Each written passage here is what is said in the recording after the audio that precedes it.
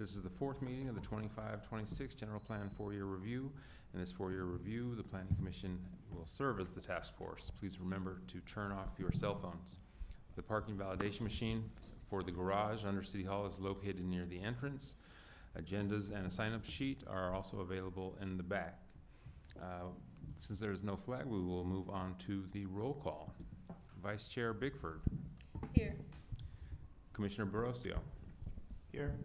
Commissioner Bandal. Here. Commissioner Cantrell. Here. Commissioner Cow. Here. Commissioner Casey. Here. Commissioner Escobar. Here. Commissioner Nguyen. Here. Commissioner Oliverio. Here. Commissioner Young. Here. And then that means there are 8 of us here and we have quorum. Please note the public comment is listed as item number 6 on the agenda and will take place towards the end of the meeting. There has been a request from a commissioner to move item 6 to be before item 5. So public comment will come before task force discussion tonight. So for item number 6, which is now going to be before item number 5, you can fill out a speaker's card and give it to the technician. Each member of the public may address the commission for up to 2 minutes. In response to public comment, the Planning Commission is limited to the following options: responding to statements made or questions posed by members of the public, or requesting to staff to report back on a matter at a subsequent meeting. With that, I will hand it over to staff to begin the meeting with item number 2, agenda overview. Actually, can I insert for a moment here? Sorry. Please do, Commissioner Cantrell. Actually, I just want to get a clarification on what items are open for discussion in these study sessions. We were in last week's meeting, I was told that an item was not specifically on the agenda, so I could not ask questions. However, the item was on the agenda that I was asking clarification on.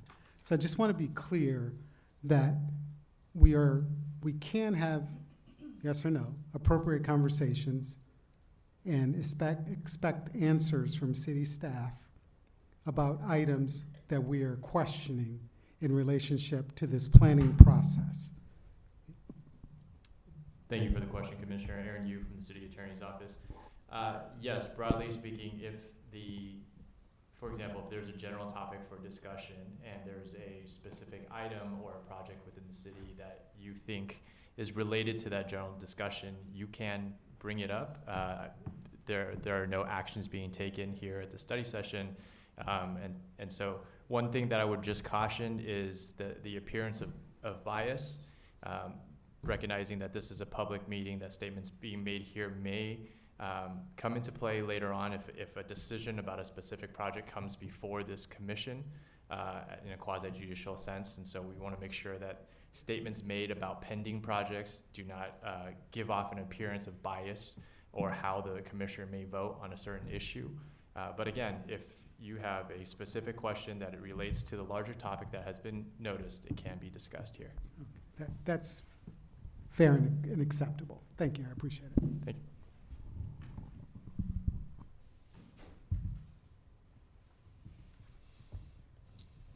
All right. Staff, please proceed with agenda item number 2.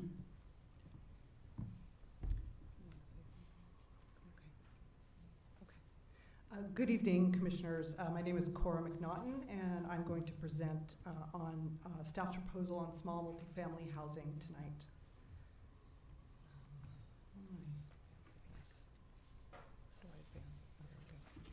So here's the agenda for tonight.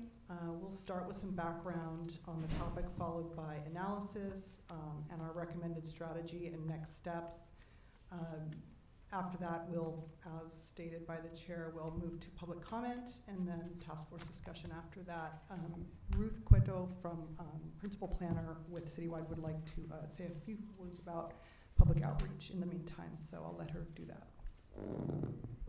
Thank you, Cora. Ruth Cueto, Principal Planner.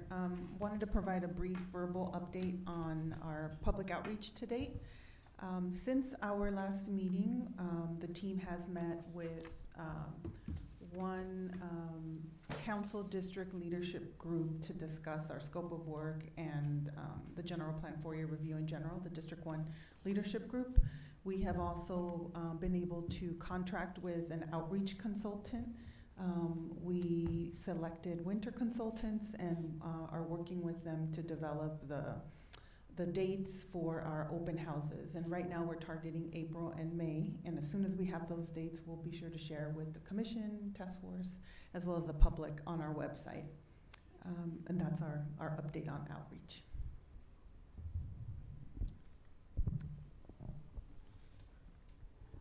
I'm just going to assume, but I have to ask. Are there specific instructions to the consultant to make certain that those meetings represent the entire community and are treated, and equity is a strong consideration? Yes, so we've requested directed the consultant to identify locations, and we've already given them some locations geographically diverse throughout the city, multilingual, and to work with vendors, sub-consultants that can get folks who usually don't attend our meetings to come out and help give us their feedback. You just reminded me, there's another portion of our outreach that I didn't share, which is that the Office of Racial and Social Equity is supporting us by hosting 4 focus groups. 2 of them will be with the disability community, and the other 2 are, one is for youth, and the other one is targeting, I think, just general hard-to-reach populations in the city. Thank you. Excellent. Thank you so much. Great, so we'll move on with giving you some background on small multifamily housing.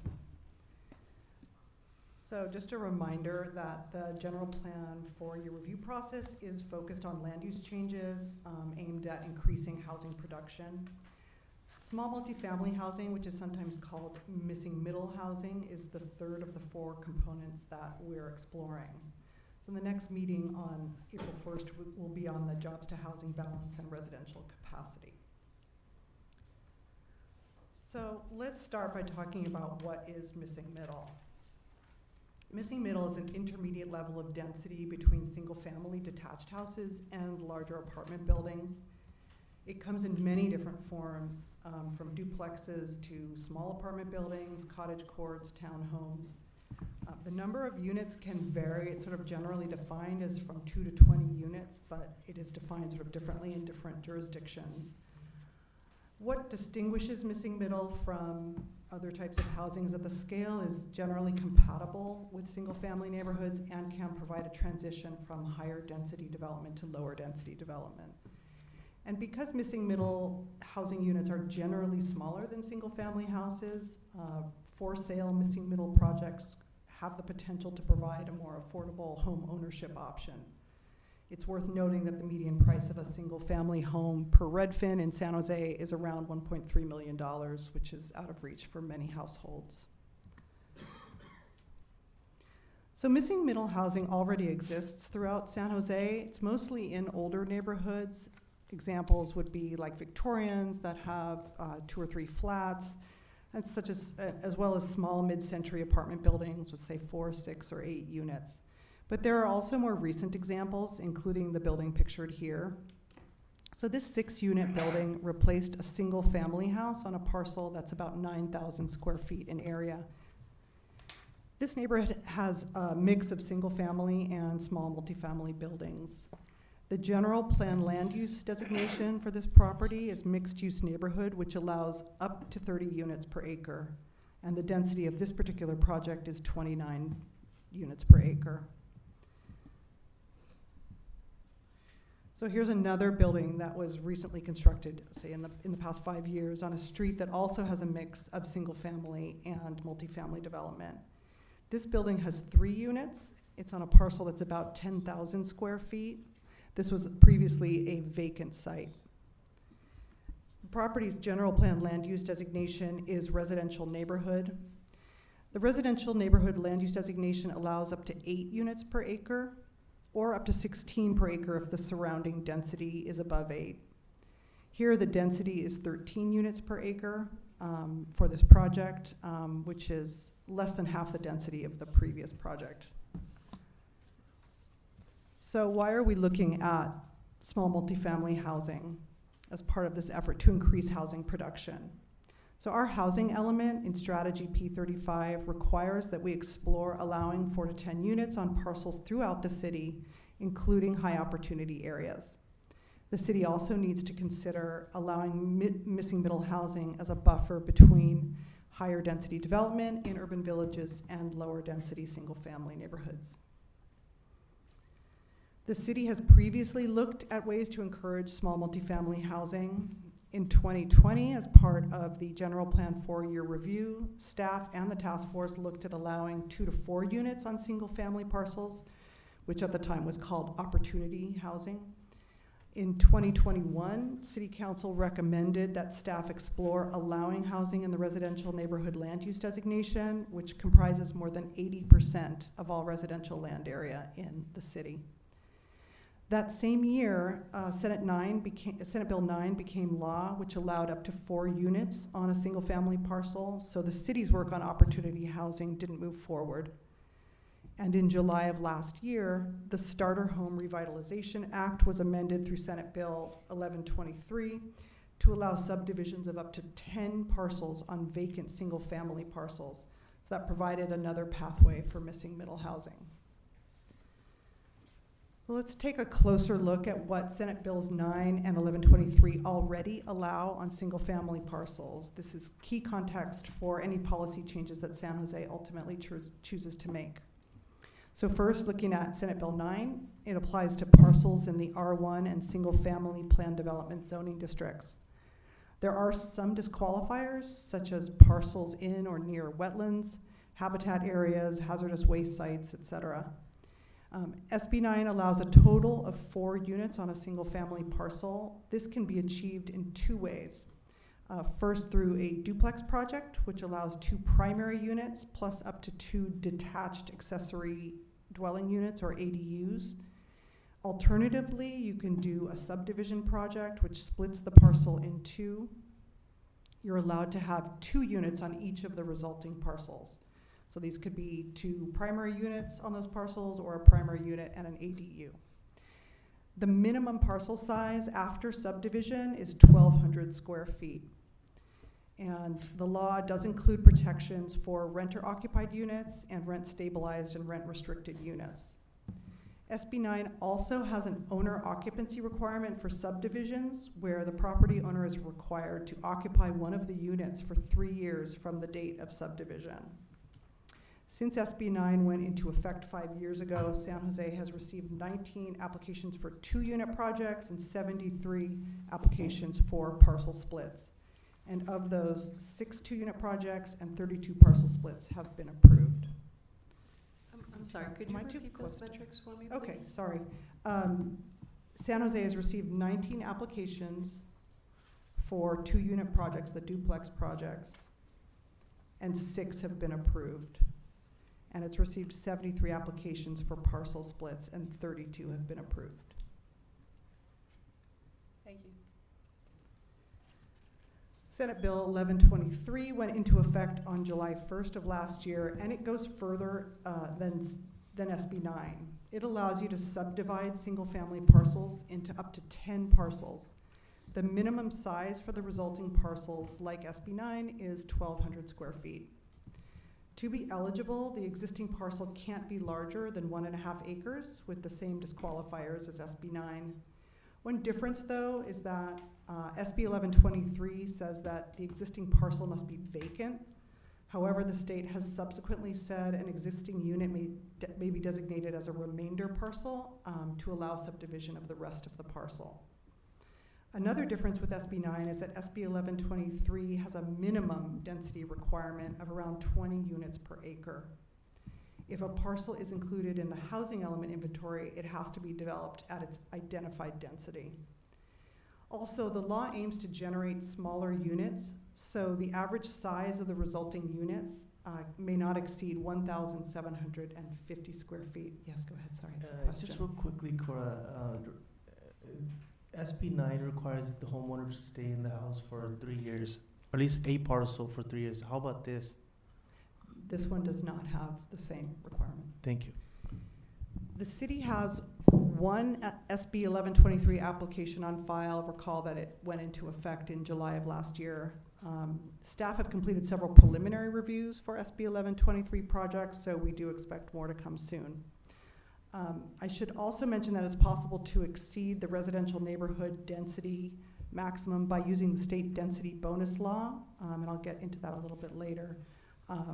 The state density bonus law requires restricting some of the units to low-income households. So moving on to the analysis, let's look at the regulatory context in San Jose. As I've already alluded to, more than 80% of residential land in San Jose has a general plan land use designation of residential neighborhood.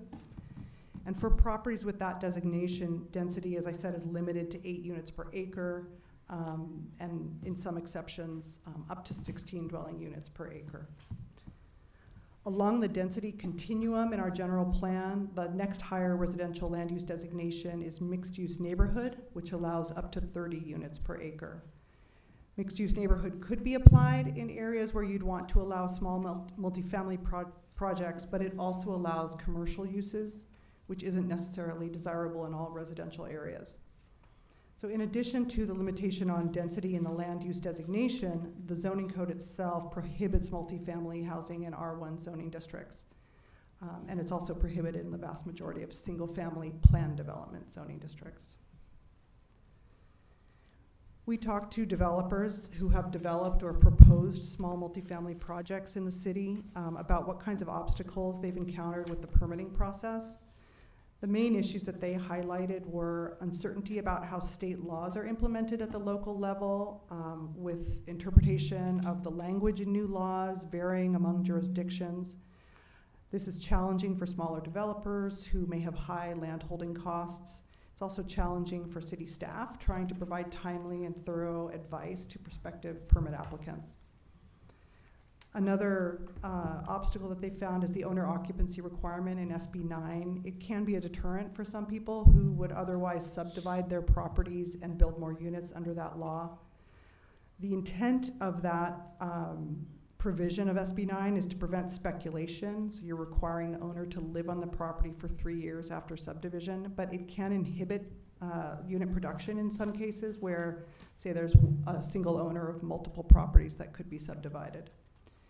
Developers also say it's difficult to make small multifamily projects work with the development standards that exist in single-family zoning districts.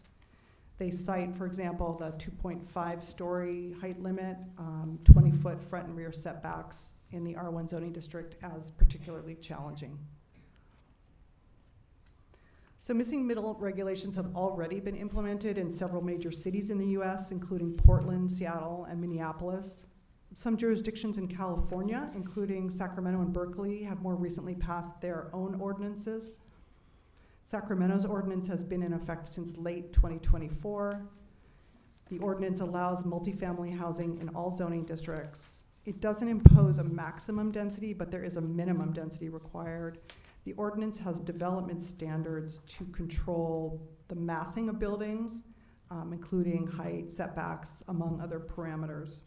So for example, in the Sacramento ordinance, the allowed floor area ratio, which is the ratio of the floor area constructed to the parcel area, it increases with the number of units proposed from 0.4 or 40% for a single family house up to 1 or 100% for a triplex or fourplex. Another example is that buildings with 3 or more primary dwelling units are required to incorporate side and front planes that angle inward at a 45-degree angle above a certain height. And you can sort of see in this diagram how they're letting people know what's possible. As of mid-February, Sacramento had received about 30 applications for missing middle projects. Berkeley's Do you know how many were approved? I don't know how many are approved, sorry. Berkeley's missing middle ordinance has been in effect since this past November, so just a few months. It allows density between 10 units per acre and 70 units per acre in its single family and 2-family zoning districts. And please note, this was incorrectly stated in the memo as a maximum of 50 units per acre. It actually should be 70. Berkeley doesn't limit floor area, but it does cap lot coverage at 60%, and there are other objective development standards that it applies to these projects. And notably, missing middle housing is not permitted in high fire severity zones in Berkeley, so that precludes these projects in hillside areas. So our housing element strategy, P35, includes consideration of small multifamily as a transitional density level surrounding urban villages. You may recall San Jose has 62 urban villages, which are areas designated for employment and housing growth. Many of these are located near major transit stops. State Senate Bill 79, which will become effective in July, will increase density and height limits within buffer areas within 1/4 and 1/2 mile of rail and rapid bus stations. This will affect 25 of San Jose's urban villages, which are located wholly or partially within the SB 79 zones. In this image, the urban villages are the areas that are shown in pink with the red outline. The 1/4 and 1/2 mile SB 79 zones are depicted by the red circles around train and bus stations. So as you can see, the SB 79 boundaries often extend beyond urban village boundaries. Yes. Which ones are pink? Sorry, the urban villages themselves are the sort of irregularly shaped Ah. pink ones with the red outline, and then the circles are the buffer zones for SB 79. So there are 31 urban villages that won't be affected by SB 79. Those could be candidates for some type of transitional density. Staff has evaluated some of the larger urban villages that fall into this category to see where a missing middle buffer could fit in. Ideally, the buffer boundary would follow an existing street pattern with missing middle development on one side of the street and then lower density development beginning on the other side of the street. However, what we've found is that the areas around urban villages are frequently developed with single-family subdivisions that don't have regular sort of street grids. They're often kind of inward-facing with winding streets, cul-de-sacs, and minimal connections to the broader street grid of the city. The lack of a regular street grid pattern in these areas does make it challenging to draw a boundary that reflects a consistent distance around the urban village or even a consistent walking time from the urban village boundary. So in addition, you may recall that at the meeting on residential capacity in January, this task force encouraged staff to explore beyond 16 units per acre that was proposed for the residential neighborhood land use designation. So given the difficulty of creating buffer zones around urban villages and the task force's direction, staff is instead recommending a citywide policy change for small multifamily. So just before I present staff's recommendation, let's recap what's currently possible to develop on a single family lot in San Jose. We're going to use as an example a typical 6,000 square foot parcel.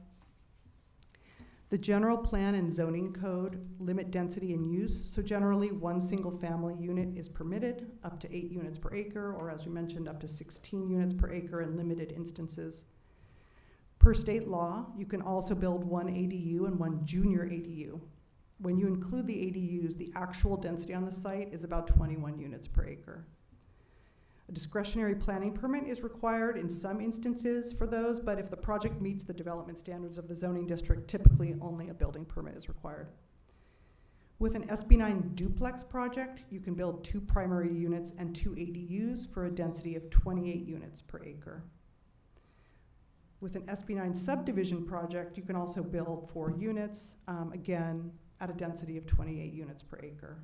This requires a parcel map in addition to a building permit. With SB 1123, as I mentioned, there's a minimum density in addition to the maximum imposed by the 1,200 square foot parcel size minimum. On a 6,000 square foot parcel with SB 1123, you could build 3, 4, or 5 units. The minimum would be 3. Plus each one could have their own ADU and JADU. So you're talking about a potential density between 64 and 107 units per acre at maximum build out. SB 1123 also requires either a parcel map or a tentative map along with the building permit. So staff's recommendation is to establish a pathway for development of multifamily housing that consists of primary units on single-family parcels without the need to subdivide the property, and to establish a ministerial permit process for these projects. The foundation for this is to increase density from 8 units per acre to 32 units per acre on parcels in the residential neighborhood land use designation throughout the city. Along with this, multifamily uses would be permitted in single-family zoning districts without the need to use SB 9 or SB 1123. This density level fits within what is already possible and would simplify the process for certain projects. So this chart shows how many primary units and ADUs would be permitted on parcels of various sizes under this proposal. As you can see, the number of units gradually increases with parcel size. So for that typical 6,000 square foot lot, 4 units would be permitted. Under state law, ADUs are allowed on multifamily properties at a rate of 1 per primary unit, up to a maximum of 8. So in this case, they could add 4 ADUs potentially. So to give you a sense of the typical sizes of residential neighborhood parcels, here's a breakdown by size range. As you can see, 38% of the parcels are between 5,000 and 6,000 square feet, and about 75% are between 3,000 and 7,000 square feet, where a range of 2 to 5 primary units would be possible with the proposed increase in density. This map shows the distribution of residential neighborhood parcels throughout the city, with the different colors showing the various parcel ranges in those areas. The darker the color, the larger the parcels. There aren't many parcels less than 3,000 square feet, which is sort of the bright yellow, and lots greater than 7,000 square feet. The darker colors tend to be concentrated just in specific areas. So as part of this, it's important to consider which areas aren't suitable for intensified development. For example, properties within very high fire severity zones, wetlands, conservation lands, and hazardous waste sites, among other characteristics, aren't eligible to use SB 9 or SB 1123. Those laws also prohibit demolition of existing units that are subject to restricted rents or rent stabilization, as well as units withdrawn from the rental market under the Ellis Act, and units that are tenant occupied or have been tenant occupied for a specified time period. The city should evaluate imposing its own disqualifiers, which could include those mentioned, plus, for example, airport safety zones or historic landmark districts or conservation areas. With the proposed density increase in single-family zones, the city would need to look at implementing development and design standards that are balanced to support both project feasibility and compatibility with the surrounding neighborhood. We've heard from project applicants that some of the single-family development standards, particularly limits on height and minimum setbacks, can make projects infeasible. We've also heard over many years from single-family homeowners that they are concerned about loss of privacy and light, and so that also needs to be taken into consideration. Regarding historic properties, the recent zoning code update, which goes into effect tomorrow, includes a process for reviewing changes to historic properties and evaluating the significance of properties when developers want to utilize a streamlined permitting process. So this could be adapted for missing middle type projects as well. Increasing the development intensity in single-family neighborhoods also has the potential to disproportionately affect renter households. So measures to prevent displacement would be essential. San Jose has a large renter segment. About 44% of housing units are renter occupied, and a significant percentage of those are single-family houses. The city could adapt its demolition regulations to prevent loss of rent stabilized and rent restricted units, as well as provide protections for tenant occupied units. SB 9, for example, prohibits demolition of any unit that has been tenant occupied within the previous 10 years before the application date, or the permit application date, I should say. For SB 1123, the period is 5 years. And although the owner occupancy requirement in SB 9 can be inhibiting, in some instances, its suitability should be evaluated as part of this process. As mentioned earlier, missing middle projects would be subject to state replacement unit requirements under the Housing Crisis Act. That bill requires replacement of existing units that are demolished for a new project. I mentioned briefly before that using the state density bonus law is one way that owners or developers can currently build multiple units on a single family lot. This would still be the case with the proposed increase in density on residential neighborhood parcels. The density bonus law applies to projects with at least 5 units, and the amount of the density bonus increases with the percentage of affordable units that are provided and their affordability level. So just as an example, a 5-unit project where 1 unit is restricted to low-income households, either as a rental or a for-sale unit, would be eligible for a 35% density increase. That's 2 additional units for a total of 7 under the state density bonus law. If 1 unit is restricted to very low-income households, the potential density bonus is 50%. So that's 3 additional units for a total of 8. So just to reiterate that this is what is possible now. Density bonus projects are also eligible for waivers and concessions from development and design standards. Typical requests include increases in height, number of stories, and reductions in open space or setbacks. So any decision about allowable density, of course, needs to take into account the potential for density bonus, which does also generate affordable units for the city. Increased housing production should not come at the expense of social and racial equity. State law already requires replacement of demolished housing units at previous affordability levels. SB 9 and SB 1123 prohibit demolition of protected units, whether they're rent stabilized, rent restricted, or are occupied or have been occupied by low-income tenants. And similar protections should be considered for this proposed land use change. On the other hand, opening up single-family neighborhoods to multifamily development does create the potential for smaller units in high-resource neighborhoods. This could make those neighborhoods more accessible to a wider segment of the population. While San Jose's general plan focuses high-density residential growth downtown and in its urban villages, this would create a gentle density option that spreads the responsibility for creating more housing throughout the city.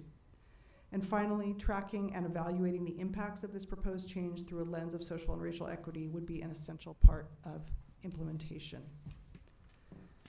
So to summarize, staff's proposal would increase allowable density from 8 to 32 units per acre in the residential neighborhood land use designation, allow multifamily use in single-family neighborhoods.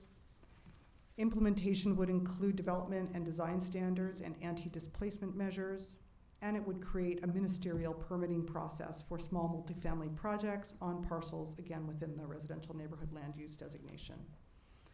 As we've seen through ADU laws, SB 9 and SB 1123, building to this density and even higher is already permitted in most single-family neighborhoods. This proposal could include removal or modification of some of the restrictions we see in the state laws, and it could simplify the process of building small multifamily projects in single-family neighborhoods. So next steps, after discussion here tonight, we will be presenting this housing concept at public outreach events, as Ruth mentioned, and based on feedback from this task force and from the public, we'll bring a more refined concept to the task force at a second meeting on this same topic on May 20th. So that concludes my presentation. We're looking forward to hearing any questions or comments, and it looks like we've already got one. Thank you. Sorry. I could hardly wait. Actually, I'm just curious if you guys have done any calculation on what the anticipated number of new units might be from these changes. Thanks, Commissioner. Jared Ferguson, Principal Planner. We haven't done that yet. I mean, as Cora said, I think what we're hoping, this is sort of the first, step at this, and conceptual conversation and questions like that, and some of the other, details we would come back with in meeting number 2. So I think that's something we could come back with, and sort of, if this is sort of directionally, where the majority of the task force is at, we would refine this more and come back. But that's a question we can come back with that calculation for you. Yeah, I'm asking because I think sometimes we're underwhelmed by what happens with these changes. And I just wonder if there will be opportunity for us to review how we actually implement in order to secure more housing specifically. So I guess we'll get to that at some point, because I think, SB 9, we thought it was going to be some sort of, windfall. This seems like such a unique opportunity to really change the dynamics of the city. I'm just wondering, how do we secure this outcome? Yeah, and we can come back with sort of, it at this stage is still theoretical in terms of what build out looks like. I will say, even with SB 9 and 1123, when these changes take place, it does take a while for response and change in marketplace and expectations to see things happen. As an example, right now we're at about 500 ADUs a year, and it's kind of plateaued, but it took several years, just to get to a large amount, and it kept growing. That's sort of stalled, but it sort of takes time to build up. And so what we do have is part of that housing element program is we are required to sort of track 3 years after implementation, and then start to measure how many units we're seeing under that. So we are kind of bound by that tracking, but it is a post facto in terms of how we would look at it. Thank you. But- We're gonna Yeah, go but with- before we leave the presentation portion, can I just ask to show slide 32, which is in the back, and maybe say something about what the actual threshold is for that slide, or for that diagram? Sorry, you're talking about slide 32? Well, I have Oh, a this different diagram. slide 32 than okay. you do. Sorry. Sorry, that's, hold on, that's the VMT. That's VMT, actually. Yeah, it is VMT, and I just wanted to ask what the threshold was. Hold on, let me get to that one real quick.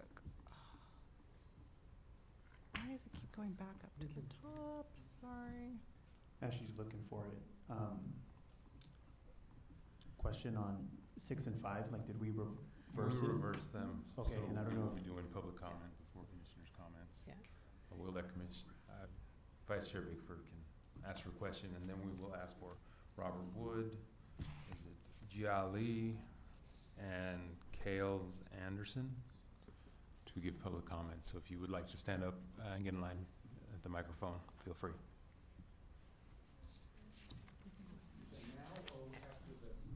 Now, after. Okay, so this, sorry, this is just an extra slide we had in case there were any questions about vehicle miles traveled. So vehicle miles traveled is a way of determining the transportation impacts of housing. So what this shows you is the green areas are areas where the VMT impact is less than the threshold. Yellow is where it meets the city average, orange where it's mitigatable, and red where it's unmitigatable. I'm actually just asking Oh. what the threshold is that Oh. is being calculated here. Like, what is the threshold? Is it 3 miles? Is it a mile? Is it? I'm not sure about how to answer that question. It's, Thank you, we can cover it. Can we come back to it? Yeah, I think Thank we you. might, yeah.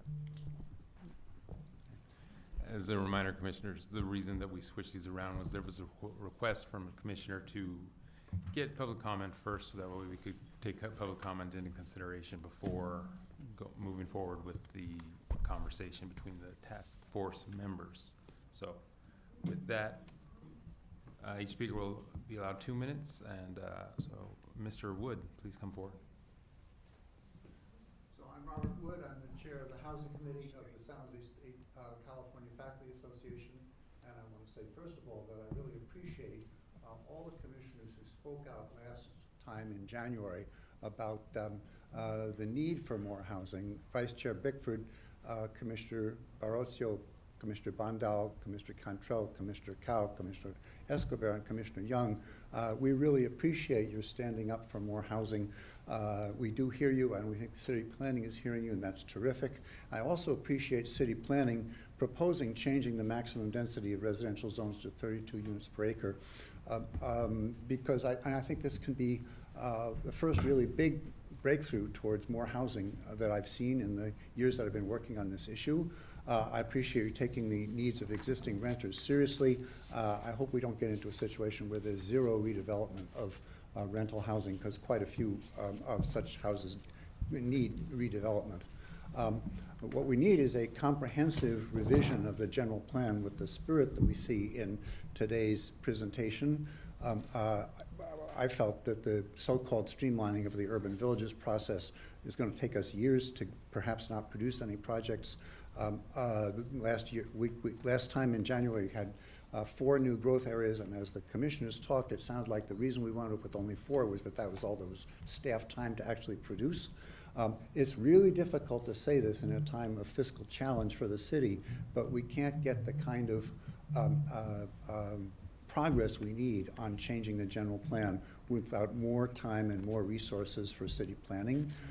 It's feeling to me that, like, to get the changes that people like my teacher members need is going to need us to go beyond June 17th. Maybe San Jose State faculty can help with this. I've talked to consultants who work with Sacramento in their changes. Possibly they or other consultants can help. But the review process is very crucially important. We in San Jose need the kind of housing at minimum that people can get in Seattle and Sacramento and San Diego. Even there, housing is very difficult to come by, but it's much easier than here, and we hope you'll step forward to give what the people of San Jose are really looking for. Thank you.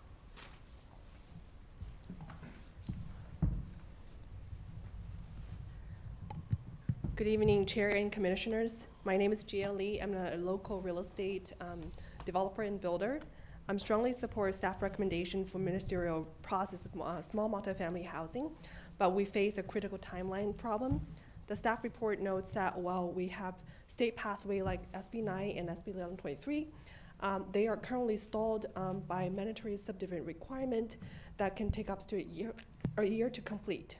We cannot afford to lose momentum while the long-term zoning code update wind through months of outreach. I urge the Commission to the task force to recommend an interim ordinance that allow the small multifamily projects to move forward now. To avoid the delays of full general plan amendment and CEQA review, we appreciate the task force considering an interim density cap of 19.8 unit per acre. This is the exact threshold used under the Starter Home Revitalization Act, SB 1123, SB 6084. By using this 19.8 dwelling units per acre, the safety valve, the city can begin testing the standard immediately. It provides the townhome and quarters cluster in San Jose that San Jose desperately needed without asking the developer to stall their pipeline for another year. Let's not let the administrative process stand in the way of building homes. Please move forward with an interim ordinance to ensure housing production doesn't hit the standstill. Thank you. Next will be Kales Anderson, followed by Teresa Doe and Regina Celestin Williams. All right.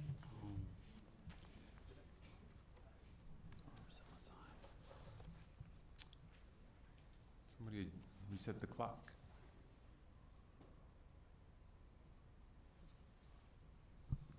You missed your chance for 16 extra seconds. This is a quick question. Good afternoon. My name is Caleb Anderson. I'm a student here at the university. I just wanted to inquire about the outreach efforts and get more specifics on the youth focus groups and how youth are being chosen, and also what you had mentioned underrepresented groups, I believe, and to delve more into that, because you said disabled and then youth, and then you just said unrepresented as a whole, and you didn't really give any specifics, and I just wanted to, can you get more specifically into that? Am I allowed to ask questions, or is this only comments? I don't know, it's my first time here. Thank you. Commissioners may ask, respond and ask questions if they would like.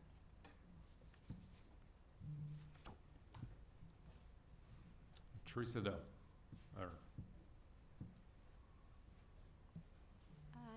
Thank you for the time to speak, Commissioner.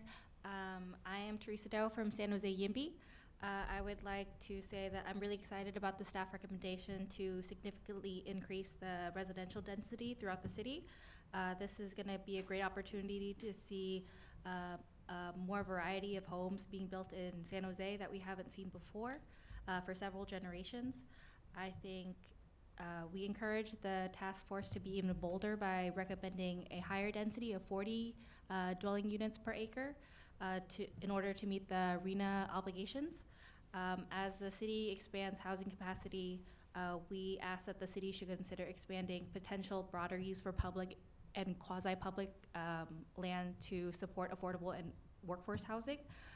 We see a trend of shrinking school populations and destabilizing district budgets, leading to multiple school closures that are disrupting our communities. We ask that the city look into revisiting use for these lands, and we hope that there could be more partnership for school and faith to support more school districts to make more community-serving affordable housing faster and easier and less expensive. Thank you. We'll have Regina Celestin Williams, followed by Robert Swerk, and then Monty Bekele. Good evening. Okay, thanks. Good evening, commissioners. I just want to express deep appreciation for the staff for their thoughtful work in creating this set of recommendations. I also want to thank you all for taking on this very important work of reviewing and updating the general plan and deeply engaging with that work. This work gives San Jose the opportunity to demonstrate that in a thriving and innovative economy, everyone is valued and everyone plays a role. With thoughtful planning, we can support the growth that comes with our region's success and prosperity without pushing people out of the communities they call home. We appreciate staff's recommendation to significantly increase residential density in R1 zones and to allow ministerial processing of small multifamily projects on almost all R1's parcels citywide without requiring a subdivision application. This is an important step towards expanding the types of homes that can be built in neighborhoods across San Jose. A citywide approach is critical. To meet San Jose's fair housing obligations, neighborhood-scale multifamily homes must be allowed in high-opportunity neighborhoods that have historically limited multifamily development. We encourage the task force to take bold action to address the housing crisis by recommending a slightly higher density of 40 homes per acre. This level of density allows neighborhoods to support a wider range of housing types, homes for downsizing, grandparents, young professionals, and families just starting out.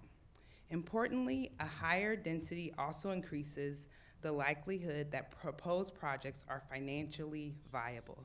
Thank you.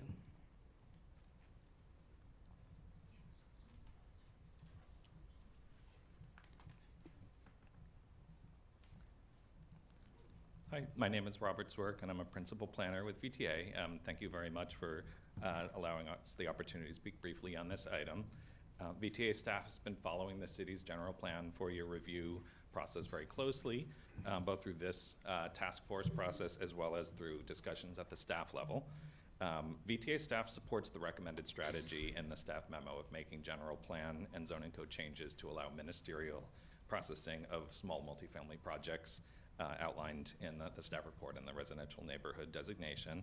We believe that the recommended strategy would help achieve shared city and VTA goals, including creating vibrant and complete communities, supporting transit ridership, and reducing single occupant vehicle use and vehicle miles traveled. This small multifamily strategy is also an important complement to some of the housing production strategies that were discussed at the January task force meeting on residential capacity. And I'd just like to note that since the January meeting, VTA staff has met with the city's general plan team within PBCE to discuss the strategy number one in the task force meeting in January, the designating new growth areas around high quality bus transit corridors to help the city staff further refine that strategy. And we're also looking forward to the continued discussion of residential capacity and jobs to employed residents ratio at the April 1st task force meeting. Thank you very much. Thank you. Next will be Mani Bekele, Lisa Char-Pointier, and Cyrus Jahanian. Hi, everyone. I'm Stephanie from a local developer. Actually, one picture showing is our project in Park Avenue. So, like, I shared everyone some projects for Mesa Meadow. So we're actually a developer locally for Mesa Meadow, focused on SB9, ADUs, SB 1123, and some of the townhomes. And then we have over 300 units across the San Jose. I strongly appreciate the city staff, city leadership actually consider like open the zoning designation citywide. I feel like really touched. Thank you, everyone. I would like to strongly think about ministerial approval. All the project you guys are seeing right now, we actually take a very long time to get approval.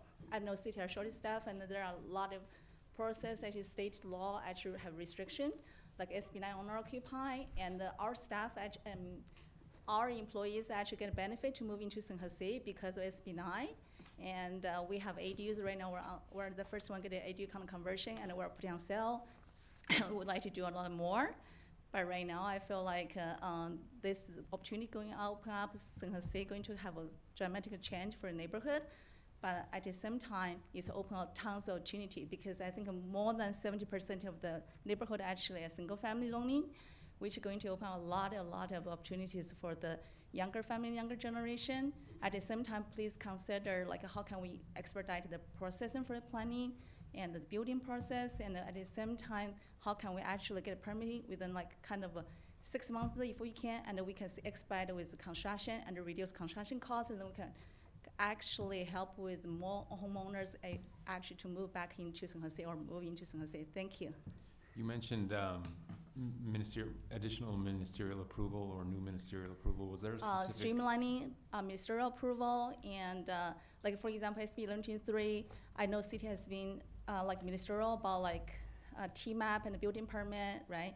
If we can consider pre-approval plan, I think San Jose had like this pre-approval plan, but we are doing pre-approval plan for ADUs, but at the same time, the pre-approval plan also require going to site conditions, going to regular process, and also T-map and the parcel map. If we can do T-map, parcel map, building permit at the same time, then concurrently review, that's going to help a lot. And also, if we are able to going through pre-approval plan for SB 123, duplex, triplex, it's going to help a lot about building permit timeline.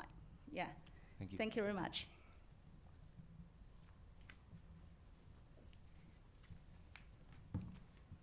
Good evening. My name is Mani Wakala, and I am Policy Officer for the student-led nonprofit Silicon Valley Youth Climate Action and a District 3 resident.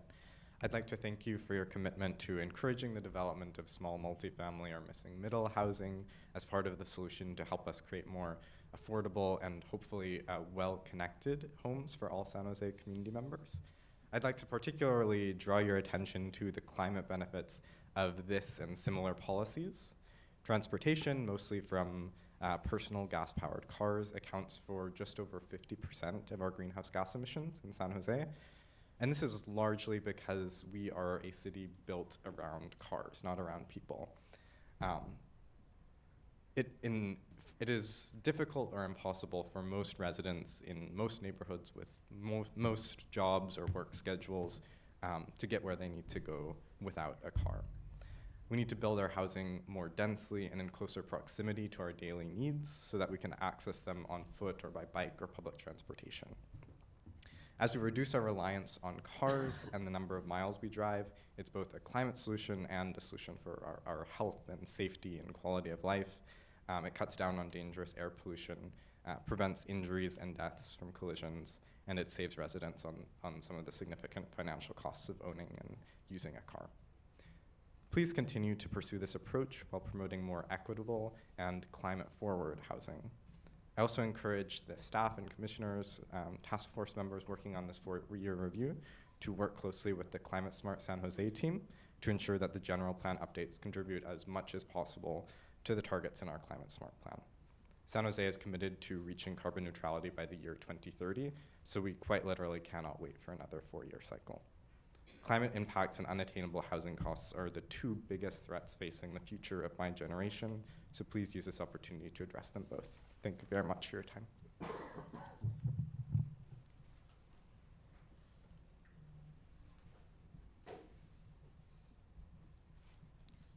Good evening.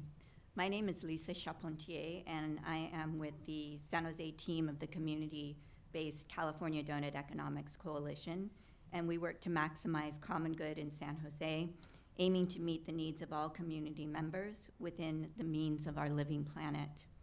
I would like to thank you for your commitment to encouraging the development of small multifamily housing, this missing middle housing model, which can be a significant part of the solution to create a diverse housing supply for all San Jose community members. Our community, as many of us know, currently suffers from a housing needs allocation shortfall. It's at 66.8%, and this is resulting in a homeless inflow-outflow rate of 112%. Historic redlining in our community echoes into our housing landscape to this day. Properties that were green-lined now have healthier populations, while residents of formerly redlined properties now have worse outcomes for asthma, birth rates, cancer, and a lower life expectancy. But in contrast, the equitable benefits of missing middle housing, if implemented with conscious policies such as form codes and requirements for affordability, offer a divergence from this historic injustice, which can bring more common good into our community's housing environment. The benefits include increased infill development, less costly construction that achieves higher density at a human scale, with plenty of space for trees, walkable neighborhoods, and diversity. These social benefits will result in reduced auto trips, trees which will help to reduce the warming of greenhouse gases, and will preserve San Jose's surrounding open space, thereby reducing our impacts on our climate. Please continue to pursue this approach as part of the solution to promote more equitable and geographically balanced housing environments. Thank you. Thank you. Next we'll have Cyrus Jahanian, followed by Lindy Hayes and Stephanie Yu. Hey, good evening. My name is Cyrus Jahanian. Thank you so much for the presentation and just working towards this super important issue. I cut my teeth in development doing 6 years of affordable housing. And while the intentions were good, we weren't as effective as I wish. These were projects that took 10 years to build, 7 years to build, $1 million units. And so over the last 2 years, I've been working with a team, City Connect Partners, Vice President, but we are super hyper-focused on townhomes. It's a great way to bring home ownership opportunities, and we're building them effectively and fast. This is just music to our ears. We're super excited about it, and so special thanks to Cora, Jerry, Ruth for putting this together this evening. One of the most important tools in a developer's tool belt today is density bonus law that was mentioned previously. So in exchange of a couple of affordable housing units, we get concessions and waivers to allow flexibility in the design standards. So I guess my question for this evening is, if we're bumping up density, how do those design standards play out with this new zoning, just out of curiosity. But all in all, great job, great work, super excited, thank you. I think that question will be addressed when we get to discussion. Good evening, y'all. Nice to see you again. I'm Lindy Hayes, and I'd like a clarification from the gentleman from the City Attorney's Office. We are from the Corey neighborhood, which is to the north of Valley Fair Shopping Mall.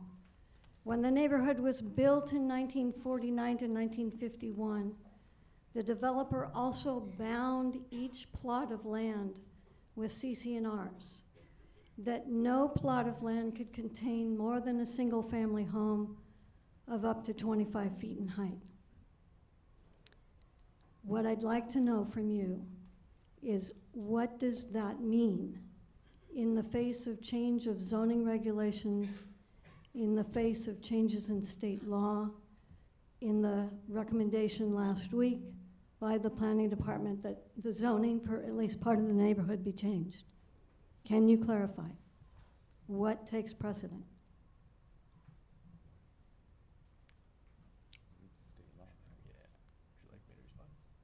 Yes, go ahead. Thank you for the question. Without actually seeing the CCNR, I cannot speak to what would be controlling. Most likely state law would trump any sort of agreement between private property owners, which is what the CCNR does. The city's local zoning ordinance would also take precedence. But again, I can't speak to your personal situation, having not reviewed that CCNR before and not being familiar with that particular project. I do apologize. I can only speak in generalities. I am not permitted to provide legal advice to private individuals. I would perhaps recommend that you seek the advice of real estate counsel. We are trying. Thank you. But Thank I you. did want to hear from you also in general. Thank you very much. You're welcome.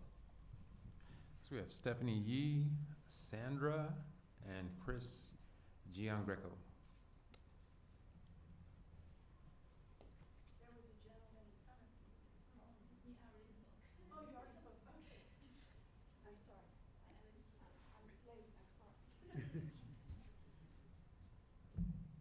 Okay, I don't have any prepared statements, but I do have a few comments.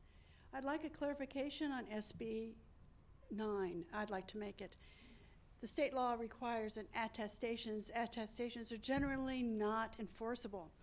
SB 677, which is on hold and being held at desk in the Assembly, would eliminate all CCNRs and all HOA requirements in general, and would eliminate any type of ownership requirement on SB 9.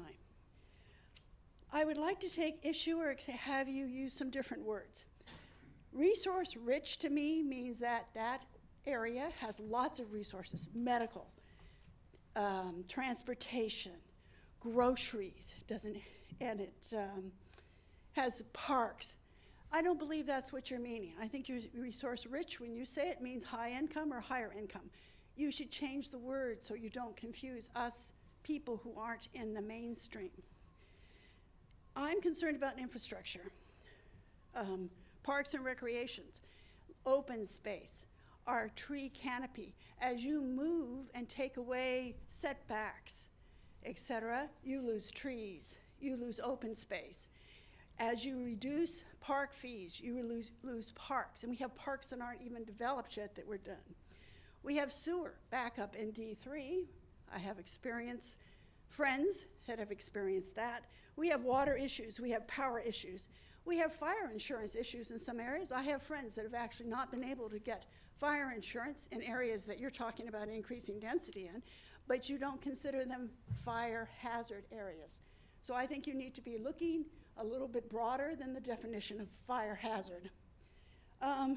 Elimination of choice. A lot of what you've discussed here expands, but it also eliminates choice. And I guess I'm sorry I ran out of time. Wish I had more prepared. I do want to say one more thing, which is inappropriate. You need better outreach. All right. It's not adequate. You need to be in every district. It's not adequate. Thank you. All right. Thank you very much. Hi, my name is Chris Giangreco. I'm with the Winchester Orchard Neighborhood Association. I'm the vice president. Corey neighborhood is one of our adjacent neighborhoods. We've all got a lot of serious concerns about growth in San Jose. Increasing housing is very much needed. We all understand that, but our neighborhood is bounded by Stevens Creek Boulevard, Winchester, 280, and San Tomas. We've got two major urban villages that we're being impacted by within our neighborhood boundaries, and we've already taken a big hit in growth with the Pulte project and the Hanover apartment up against Highway 280. The gal sitting behind me had mentioned basically, how can I say it? I'm here to speak for long existing residential neighborhoods like mine, like the Corey neighborhood, where those neighbors have been the backbone of San Jose for decades and decades. Half a century, people have lived in these neighborhoods, and now we're expected to take a hit.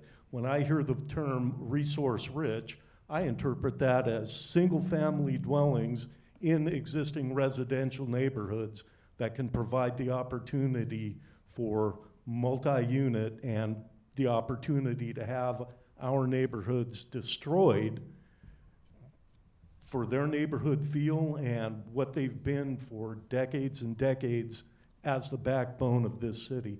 I'm suggesting that through this process, single-family residential neighborhoods like mine, like Corey, have some kind of protections, particularly where they can be severely impacted by urban village growth in that neighborhood like mine.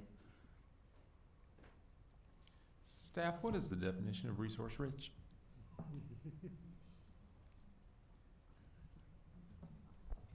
We actually didn't use that term. We used the term high opportunity. Okay. So resource rich would indicate that there are resources and infrastructure such as parks, libraries, all of that, shopping centers, everything that's sort of one needs to be able to, you know, not leave your neighborhood to take care of, you know, key needs. So we do tend to sort of consider those neighborhoods as, I mean, they tend to be higher income neighborhoods, but it's definitely neighborhoods that will have shopping, educational facilities, library facilities, parks and other services within them. Commissioner Cantrell. Just quickly. Actually, I think there's a state definition for this as well that has to do with those very same things that she's talking about. Yeah, so there are some official maps produced through the state. There's a methodology actually through UC Berkeley, and it goes into how those are calculated, and those maps are produced and updated regularly. And they go from low resource, moderate resource to highest resource. Primarily, they're used in how tax credits are awarded to affordable housing, and so trying to position affordable housing in those highest resource areas. But we use it for other analysis like this to understand, our proposals like this. So. All right, next we have Sandra Ruby Thao and Ken Hiddleman.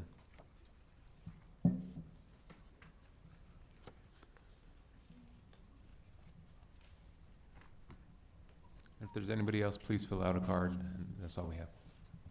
Hi, hello, I'm Ruby Ho. I represent a small new local builder that is specialized in mixed middle housing. So we believe the streamlined review process is a great start, but what is the underlining factor that's decide if a project can happen or not is actually the fee structure. So the current, the majority of it we're talking about is the impact fee structure. So the current structure actually unnecessarily proportionally penalize small projects with less homes. So we have a couple recommendations. First of all is how the structure works. So first of all, I wish like there would be some reductions on fees for smaller projects, or simply switch from like a per unit fee structure to a structure that's that both basically focus on square footage. So this way can actually help local builders to focus on smaller projects that happen simultaneously, and you would see the homes delivered to the market faster instead of like bigger projects that would usually take years to happen. So the second one is the fee deferral. So usually most of the impact fees are due upon final map approval, which is months or years before the homes are actually sold, meaning capital directed back to the builders. So we definitely recommend to defer the fees to temporary certificate of occupancy. So this way, I think it would allow builders to, put very limited capital into the carrying cost, and then spend the money somewhere else, actually on construction costs. And we feel like this way, it would help the project pencil out instead of hitting a standstill. So thank you so much.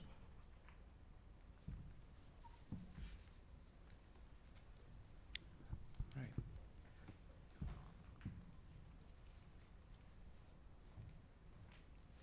Hi, my name is Ken, and I'm requesting clarification of the details of how an urban village buffer zone will be implemented in areas like the Corey neighborhood, for example, along the Winchester Boulevard near the intersection with Heading.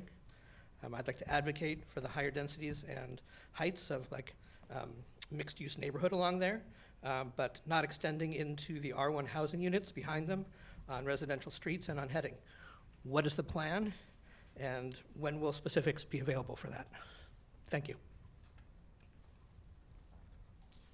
Do we have an idea when specifics will be available for that? So this was covered a little in Cora's presentation, but the buffer areas, so that was a piece of the small multifamily. Since we're proposing the 32 dwelling units citywide, we're saying we're not going to pursue the buffer area proposal, given that we have this citywide approach with a density of 32. So that's sort of the conceptual of where we're going. So. All right. Thank you.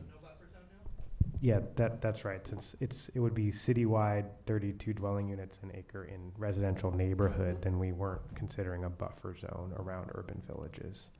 So. All right, thank you, staff. We will now move on to the task force discussion. Commissioner Bondal. Actually, all I want to say is just this. Commissioner Cantrell.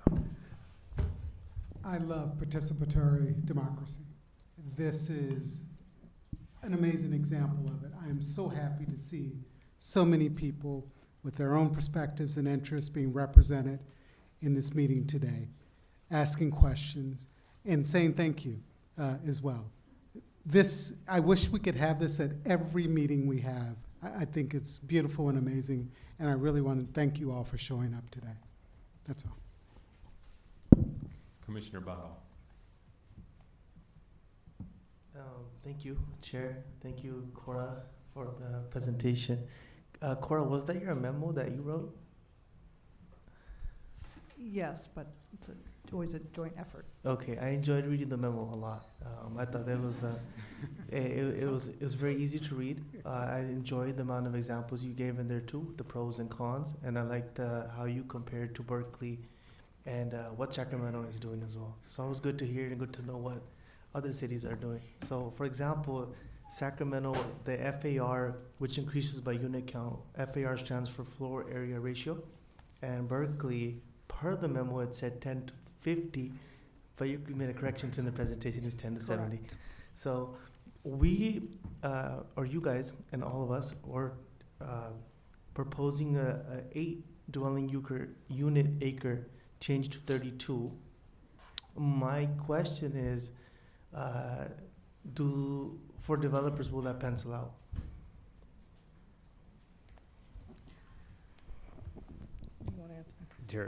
It's a fair question. You know, initially, as we were thinking about small multifamily, we wanted to do some analysis as part of our cost of development study to sort of inform some of our policy work. But as Cora explained, the context has changed significantly due to state law. You can kind of already build in these ranges.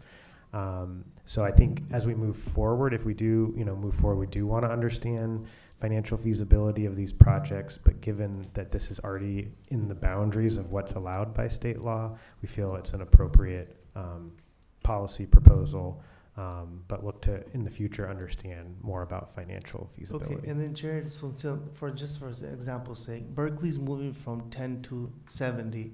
Did you guys consider 50, 60, 70, more than 32? No, the reason why we landed on 32 was really looking for that minimum 4 units on a 6,000 square foot parcel, which, as we mentioned, is sort of the majority of the residential neighborhood parcels. So recognizing that you could go up, you could add additional units as the parcel got larger. So we were really sort of looking for that spot where you would sort of hit most of the parcels in the city, but allow at least 4 units. We could consider higher density if that is something that you'd like us to explore. Okay. Yeah, if I could add to it, Cora explained it well, but I think it was looking at that 4 number, kind of having to picking a starting point, and then also understanding how ADUs can also add to the number of units on a potential site as well, and sort of balancing all of those factors is where we landed on 32. But if there's a strong opinion of many of the task force members that we should consider higher, I think that's something we could return with in the meeting number 2. Okay, and then one more question on page 14, which is developers' perspectives, some of the challenges I think they face when building. So, Cora, the SB 9 requires the homeowner to stay in a parcel for 3 years. SB 1123 does not. So, would it? And SB 9 came out in 2021. SB 1123 is more new. It's from 2025. So, wouldn't a builder just take the 1123 route? Why is it still a challenge? It's still a challenge because there's a minimum density required for SB 1123 of about 20 units per acre. So what we have heard from developers is that, I mean, let's distinguish, there are many different types of developers. If we're talking about someone who's considering adding units to their own property, that's one thing. A developer who, like we've heard today, is specializing in missing middle projects, that's different.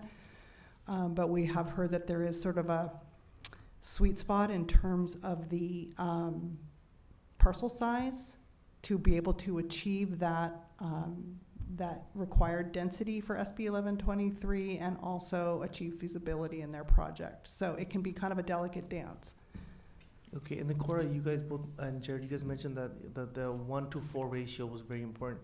So moving to the 32, I think somebody brought up in the audience that will there be any affordable housing requirement?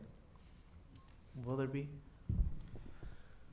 No, not there's. So we have the city has its inclusionary housing ordinance, which requires affordable housing. The unit or development of this size, number of units, is not subject to the inclusionary housing ordinance. Now, Cora mentioned SB 330. So depending on the types of units there and the type of, if there was a tenant renting a unit there, certain replacement units might be required, but there's no specific affordability requirement from the city for these. Okay, thank you for the clarification. Just my 2 cents, and I'll give it up to somebody else. I think housing is important, and we're missing the housing. Part of the cost of development study that we went through, you guys helped us out with so much with going through that. Some of the high rises aren't feasible, but some of the small houses are penciling out. And we have, I believe, developers and builders here who gave us this file that we didn't have time to look at today, but we'll look at it later. But those do pencil out they do number out.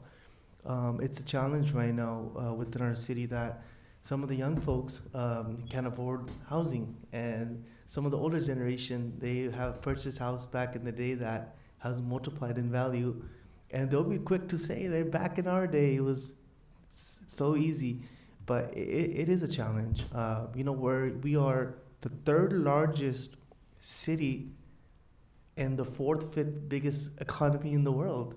So we're gonna have to urbanize. I understand that it's difficult sometimes for residents to traffic and so many things, but housing is a challenge as well. So I think missing middle is such an important topic, and I think we're headed towards the right direction.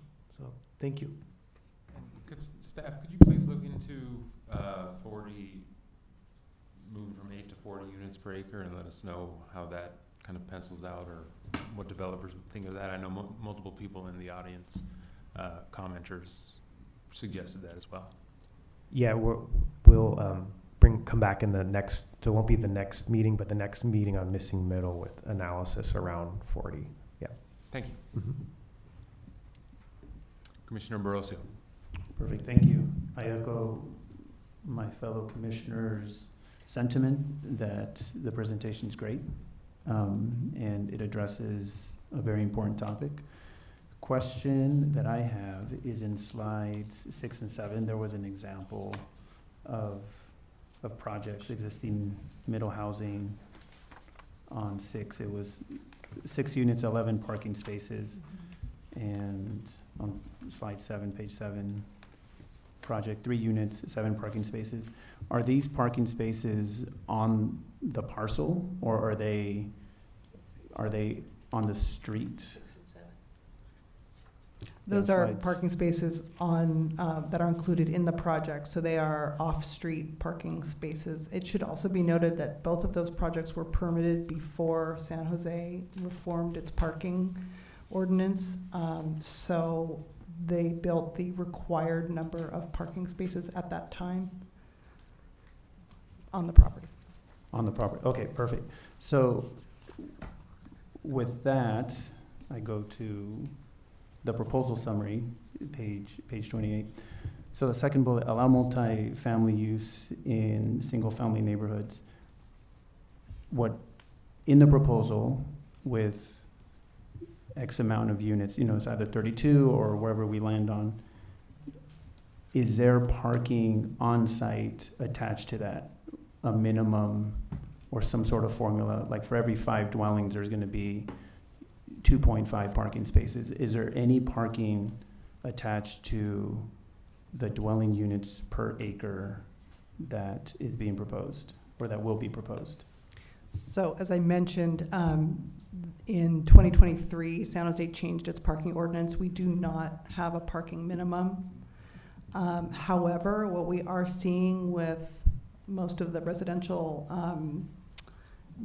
projects that are built or that are getting permitted is that they are including parking. It may not be at the ratios that where they were required to provide prior to that reform, but they are requiring it, and it is generally part of a marketing strategy for these units. Okay, and would there be, if, you know, this is just a hypothetical, if the proposal for X amount of dwelling units per acre comes with a minimum of parking, like on parcel parking, would that reset what happened in 2023, or does 2023 not even allow that hypothetical to happen?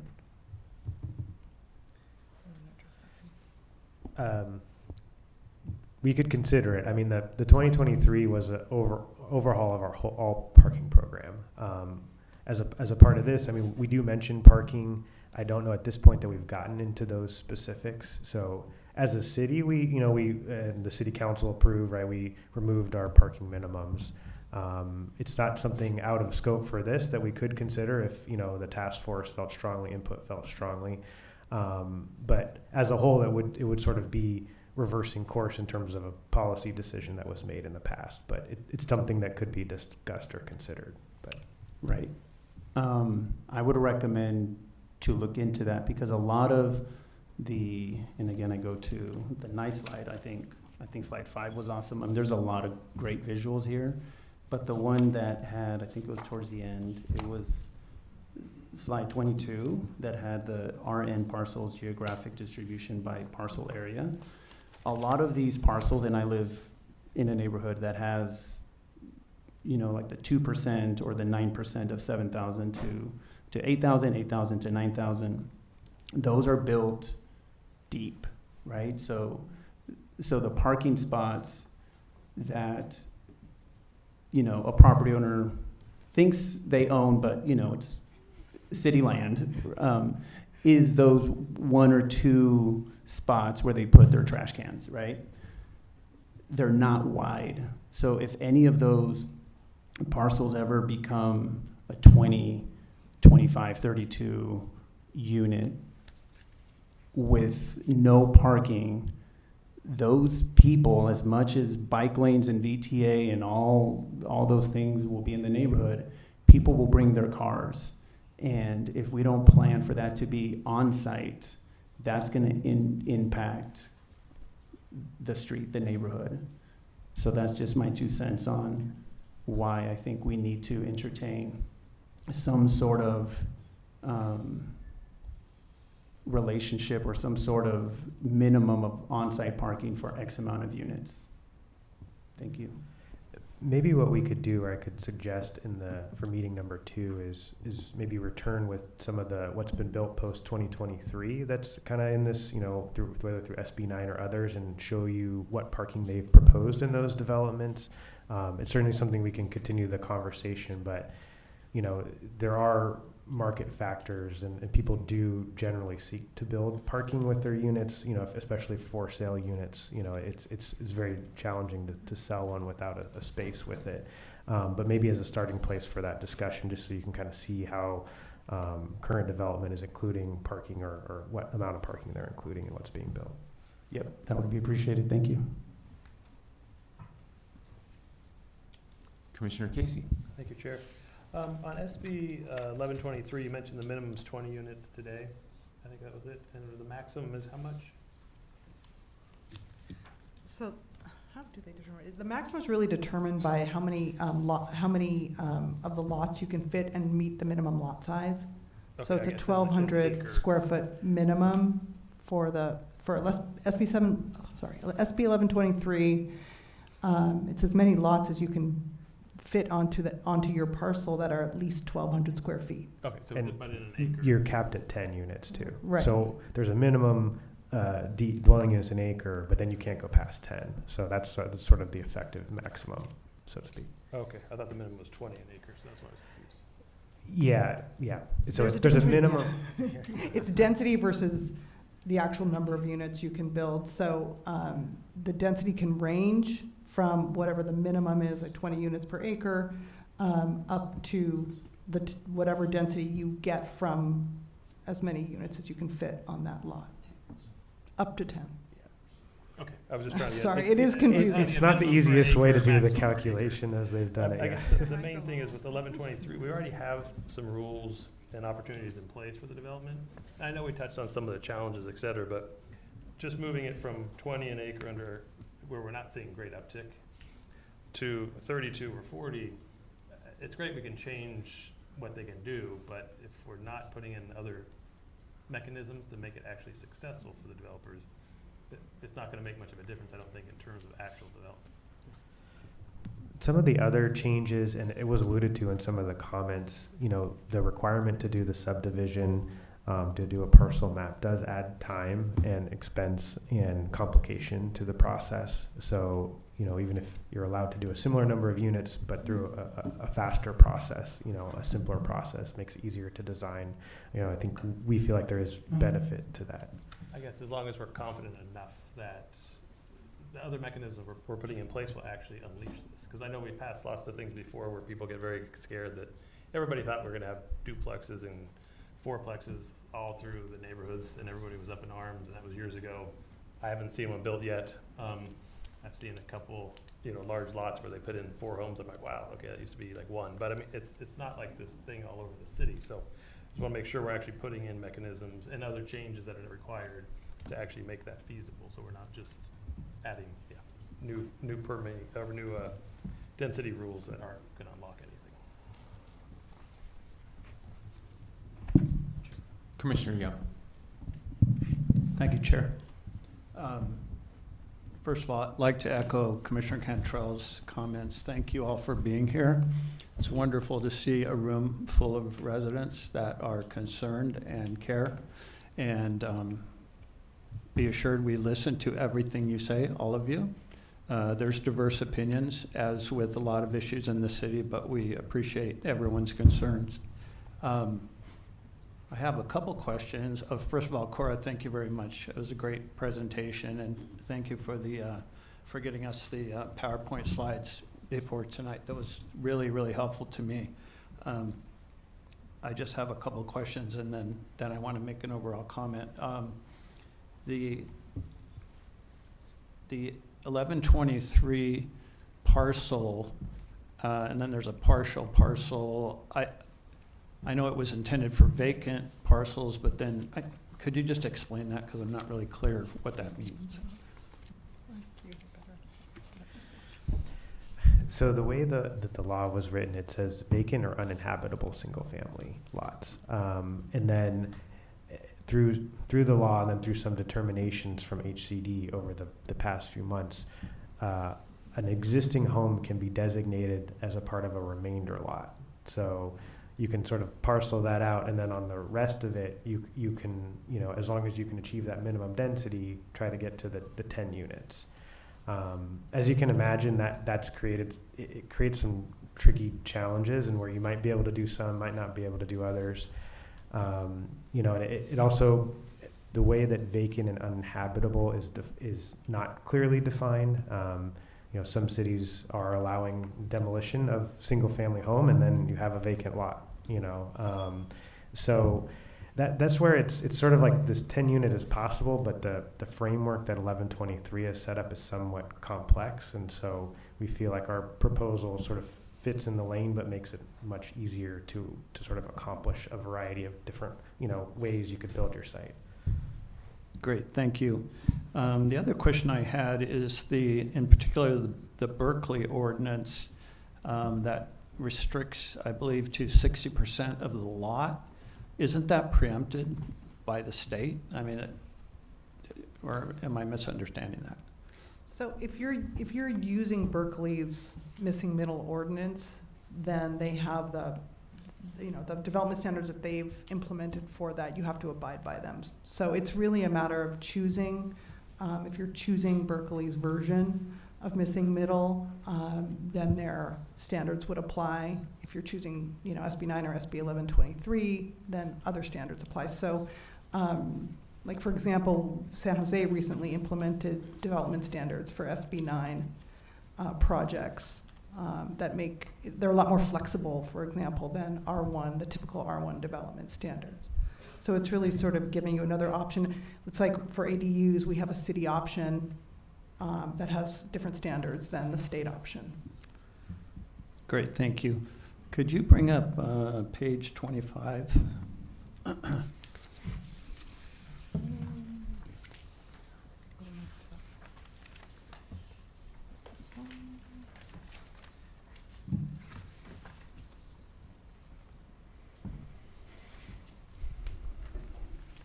That's the one right there, thank you. So I want to say I am very proud of the staff and Chris and your leadership. This is a very courageous move you're taking. I think it's great. I am really glad to see us taking a global approach. I know last meeting we talked about, 2 blocks, 4 blocks. This is great. You talk about fairness. This is fair. I'm not sure what the concern was about the high resource versus low resource. Folks, this applies to every R1 lot in the city. Okay, that's about as fair as you can get. I come from a fire service background. I'm a retired firefighter. The housing situation in the city, it's a 5-alarm fire. We can't stop nibbling at the edges of this problem. We are literally creating, if we're not already there, a place where the folks that work here can't live here. They can't afford to live here. When we have people that work for the post office or teachers or, people that work in grocery stores having to live in Stockton or Modesto or Los Banos, that's unsustainable and it's not right. So there was a comment made about the backbone of the city. 44% of San Jose units are renter occupied. That's the backbone of the city. Those are the people that live and work and clean our houses and take care of our gardens and feed us food in the restaurants, et cetera, et cetera, et cetera, right? That's the backbone. And I feel very grateful that those folks are here because they allow me to have a really nice lifestyle. So I don't think it's too much to ask for those of us like myself that were fortunate to buy a house here a long time ago, and now that house is, whatever it has, increased in value. I don't think it's unfair to ask us to give up a little bit and allow more density in our neighborhoods. We need to do it. The days of just saying that we're a single-family home city, it's over, whether we want it to be over or not, and that's why the state has passed all these laws, because we've been unwilling at the local level. I'm not addressing us specifically. So this is badly needed. I'm really glad that staff's taken the approach of, let's just have one standard. I like that. And we can argue about whether it should be 32 or 40 or whatever. I have no strong opinion on that, but I just think this is really needed. I'm very, very strongly in favor of the direction we're going. I'm really happy. Thanks. We're talking about 32 or 40, and it looked like the other slides when you spoke about Berkeley had 70, and then Sacramento had no cap. Is that right? That's correct.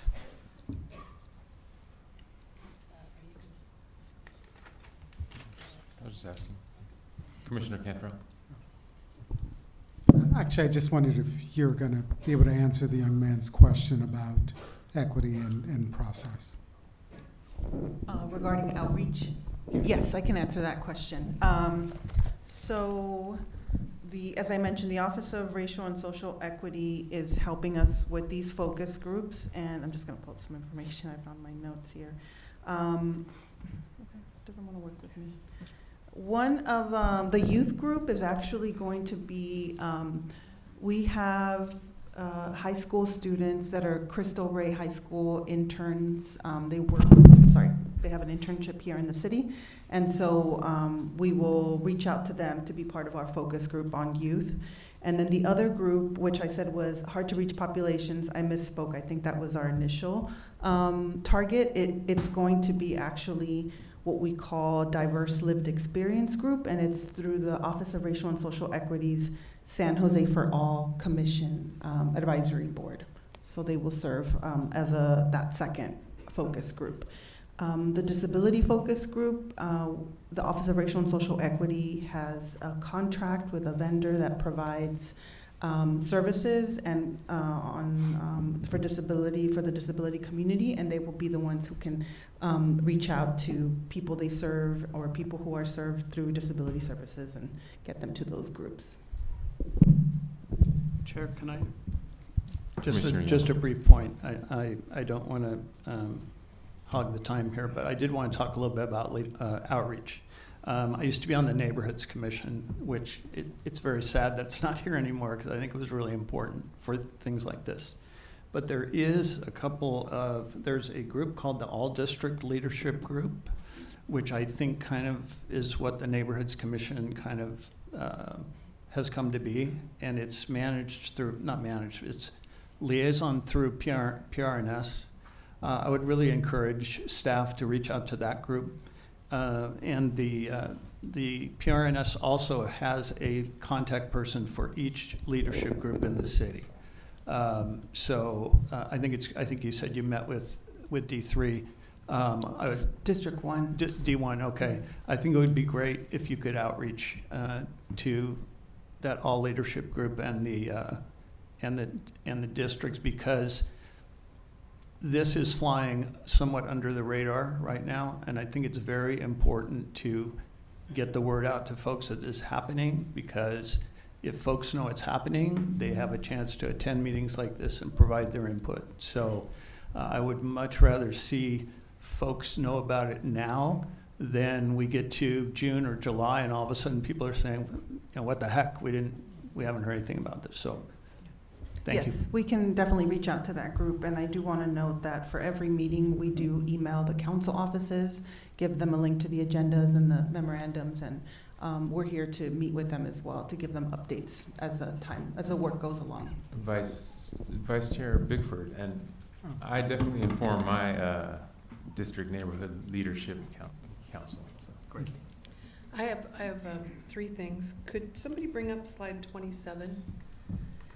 This is the one that talks about equity for those that might be following along. And I wanted to specifically ask a question about the second bullet point, which was one that has come up here. Potential for smaller units in high resource neighborhoods.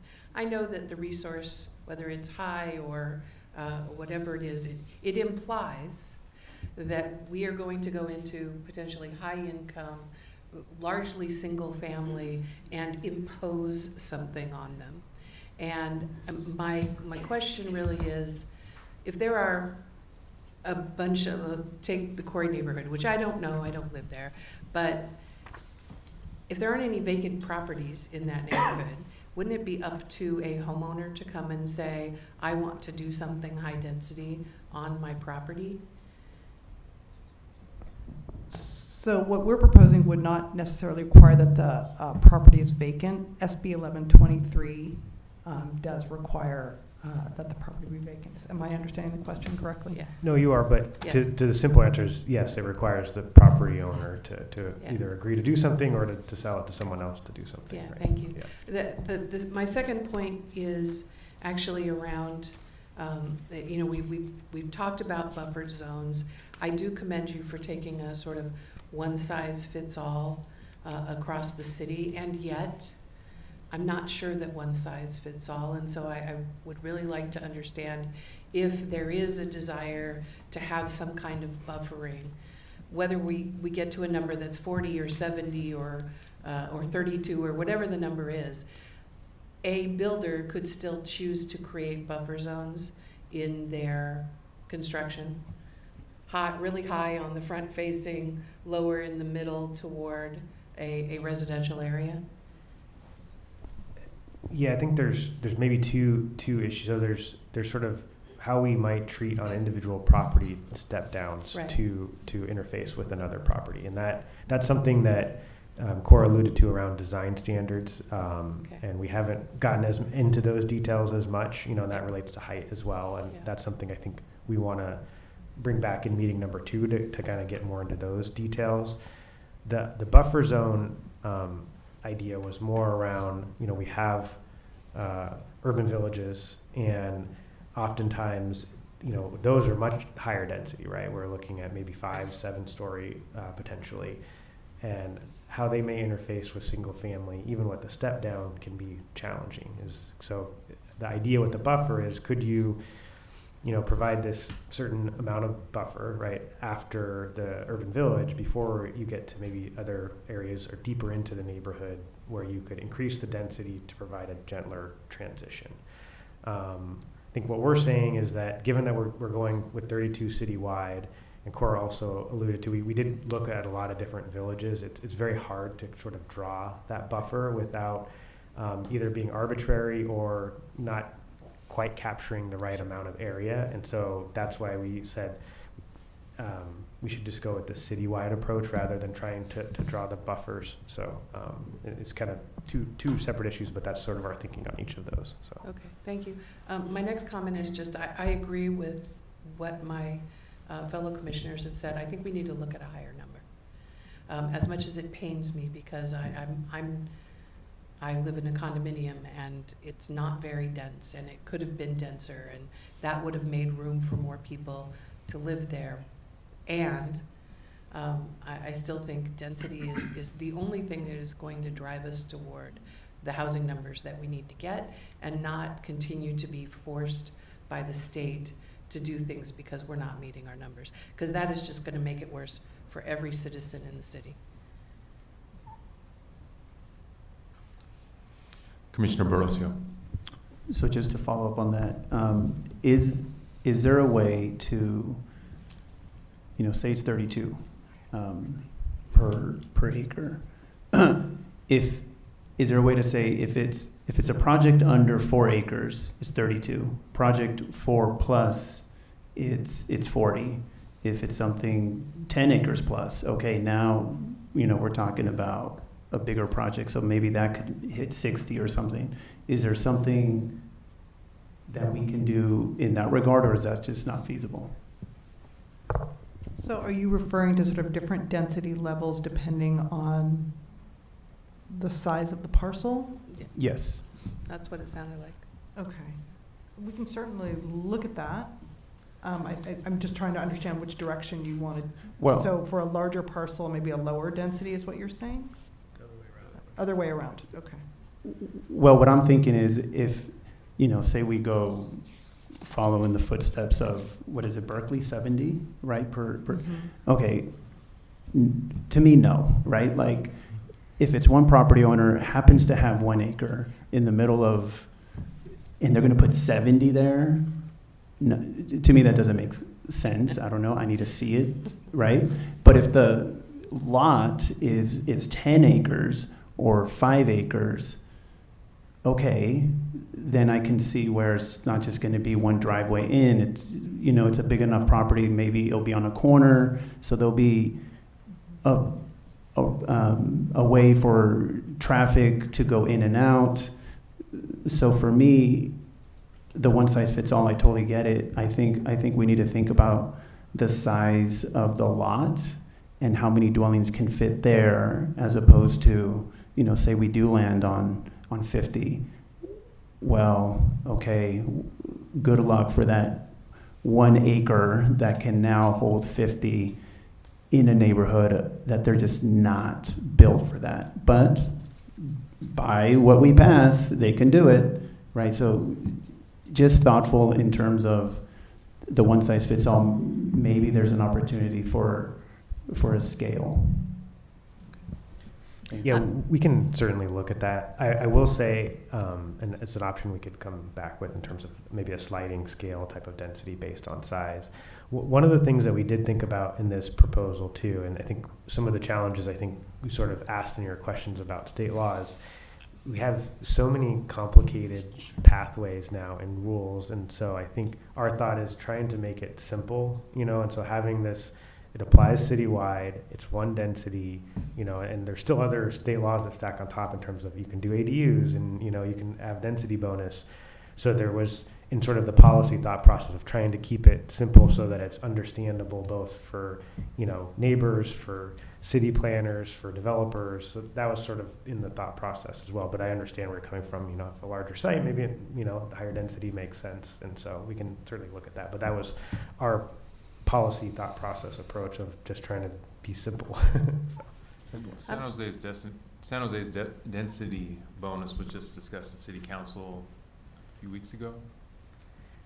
Yeah, we had to make some changes around our ordinance to implement density bonus law is constantly changing, so to modify our zoning code to meet current state density bonus law. But yeah, there's, we have a fair number of projects that you do utilize it now quite frequently for.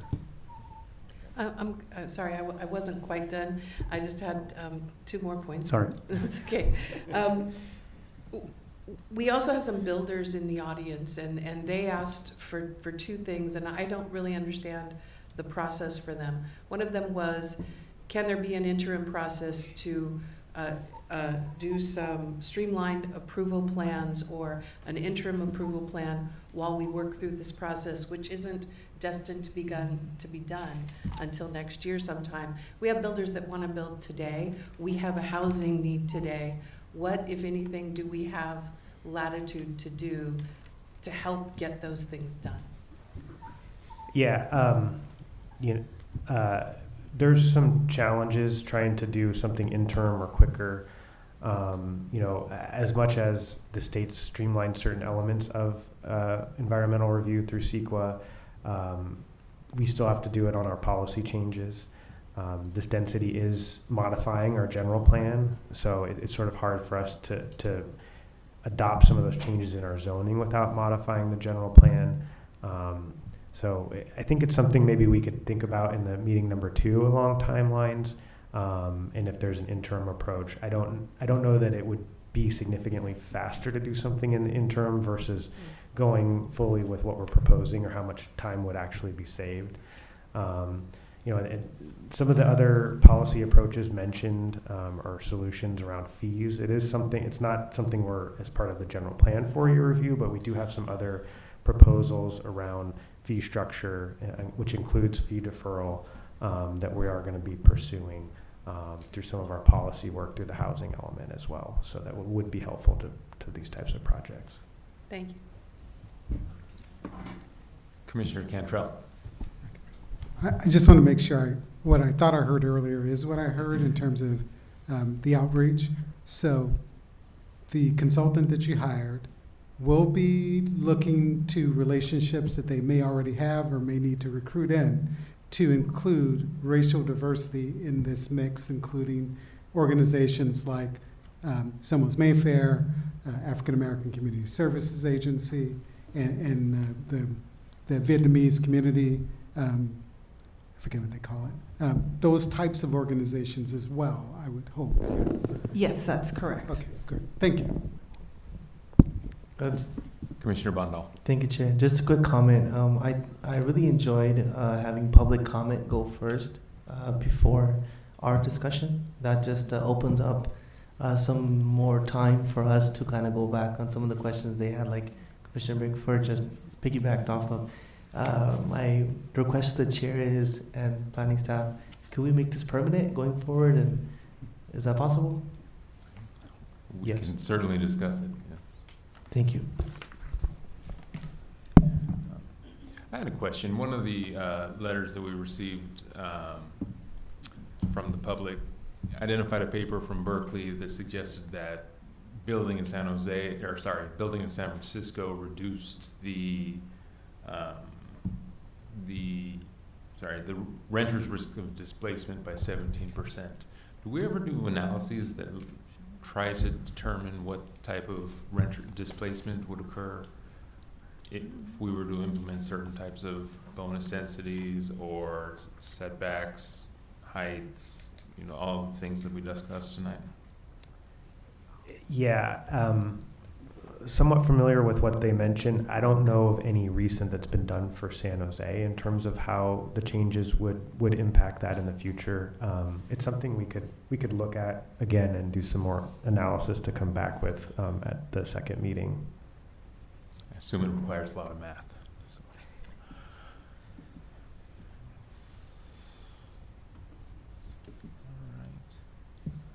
All right. Commissioner Bundall?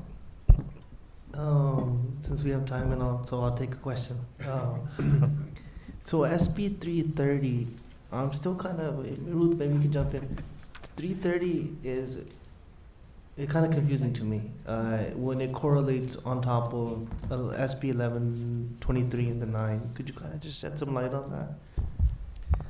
Sure. So SB 330. Oh, do you want me to take it? No. Yes. Go for it.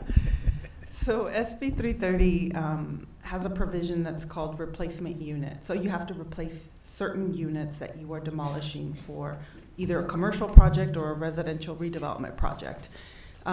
You only have to replace those units if the units are deed restricted rental units, if they have been occupied by people who are low income, or if they are part of the city's local rent control program. So many of the cities, like I guess projects that fall within those categories, they're typically apartments of 3 units or more.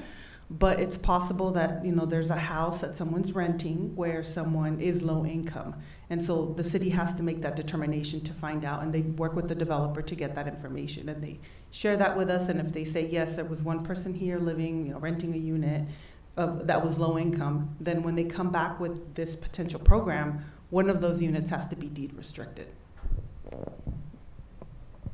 Thank you. Since we have a moment, I'm just curious. I assume that the other benefits to that tenant would be in place as well in terms of relocation.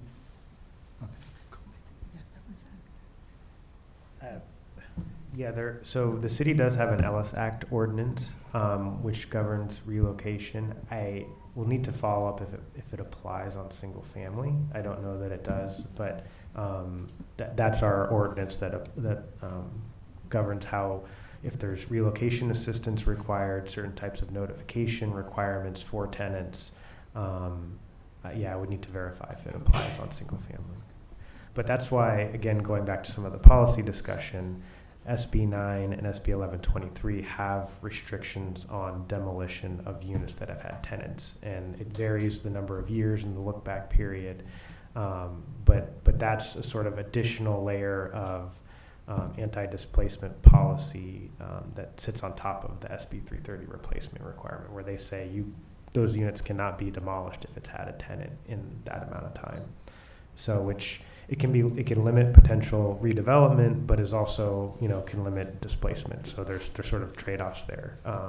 So I think that's something that the city can discuss in the context of its policy, how or if we would want to add on any requirements around demolishing of units that have had tenants in a certain amount of time.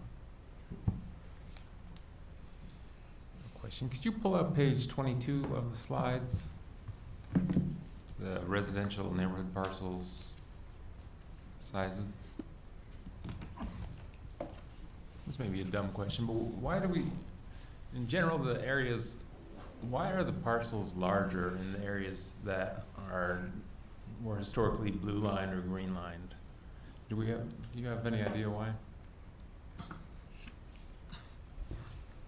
I mean, I would guess that those parcels are in areas that were developed with larger parcel sizes to, you know, target a specific market. I think that's, you know, San Jose has a lot of subdivisions that are at, you know, aimed at different income segments. So if somebody else has something more. No, yeah, there's a number of factors. I think that's one factor, and then sometimes the year in which particular areas or were developed and lot sizes can vary. So, like if you look at kind of in downtown square there, you can see more of those lighter colors, and then as you're more in District 9 out to 10 and 8, those are newer areas, right? And so that has some effect on it as well.